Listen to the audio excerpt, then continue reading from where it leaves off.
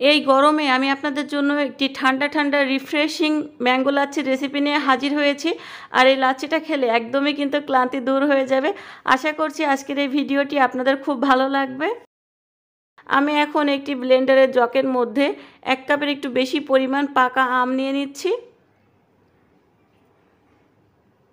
এবার 1 কাপ পরিমাণ টক দই এই জগের মধ্যে নিয়ে নিচ্ছি।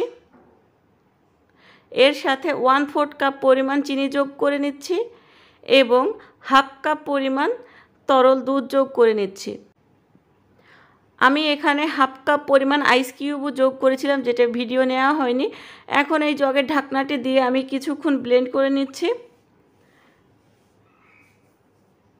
তো এখন আমি সার্ভিংয়ের জন্য 4টি মাটির গ্লাস নিয়ে নিয়েছি।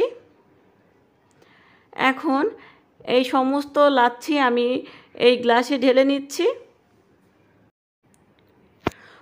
উপর থেকে কিছুটা পেস্তা এবং কাঠবাদাম ছড়িয়ে দিচ্ছি। এখন আমাদের এই ম্যাঙ্গো লাচ্ছি একদমই রেডি। আমের সিজন থাকতে থাকতে আপনারাও বাসায় একবার ট্রাই করতে পারেন। আশা করি আপনাদের কাছে ভালো লাগবে। তো ভিডিওটি কেমন লাগলো জানাবেন। ভিডিওটি ভালো লাগলে বেশি বেশি শেয়ার করে দিবেন। এতক্ষণ ভিডিওটি দেখার জন্য আপনাদেরকে অসংখ্য ধন্যবাদ। সবাই অনেক ভালো থাকবেন।